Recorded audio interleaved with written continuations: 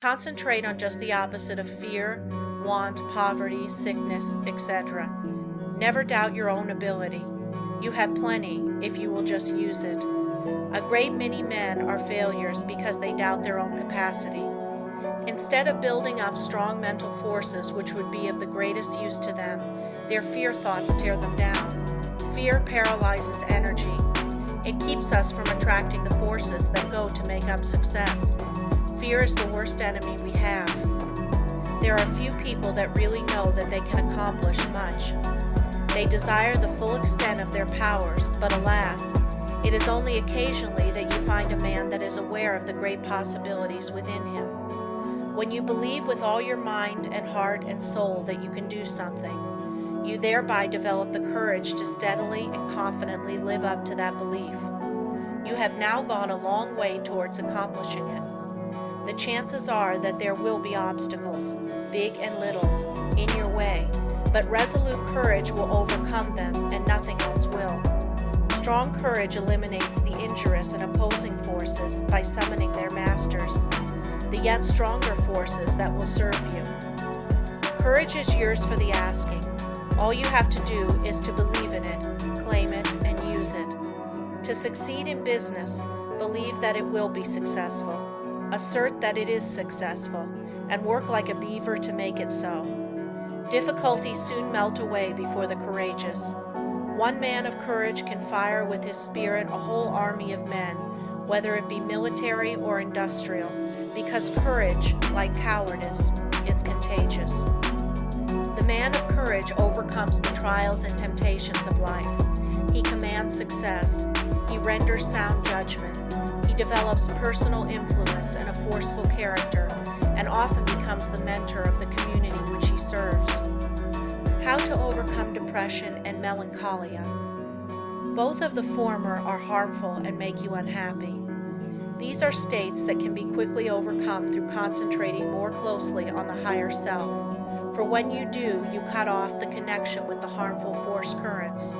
You can also drive away moods by simply choosing and fully concentrating on an agreeable subject. Through willpower and thought control, we can accomplish anything we want to do. There is wonderful inherent power within us all, and there is never any sufficient cause for fear except ignorance. Every evil is but the product of ignorance, and everyone that possesses the power to think has the power to overcome ignorance and evil. The pain that we suffer from doing evil are but the lessons of experience, and the object of the pain is to make us realize our ignorance. When we become depressed, it is evidence that our thought faculties are combining improperly, and thereby attracting the wrong force currents. All that is necessary to do is to exercise the will and concentrate upon happy subjects. I will only think of subjects worthy of my higher self and its powers. Lesson 12. Concentrate on wealth. It was never intended that man should be poor. When wealth is obtained under the proper conditions, it broadens the life. Everything has its value. Everything has a good use and a bad use. The forces of mind, like wealth, can be directed either for good or evil. A little rest will recreate forces. Too much rest degenerates into laziness and brainless dreaming longings. If you acquire wealth unjustly from others, you are misusing your forces. But if your wealth comes through the right sources, you will be blessed. Through wealth, we can do things to uplift ourselves and humanity. Wealth is many persons' goal.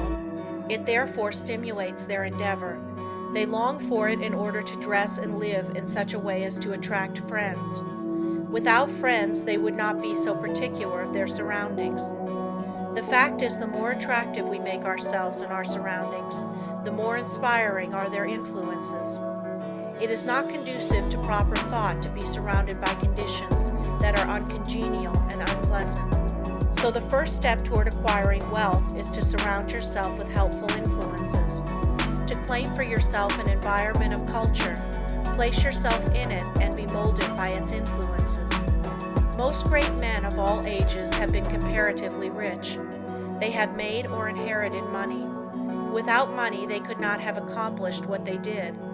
The man engaged in physical drudgery is not likely to have the same high ideals as the man that can command comparative leisure. Wealth is usually the fruit of achievement. It is not, however, altogether the result of being industrious. Thousands of persons work hard who never grow wealthy. Others with much less effort acquire wealth.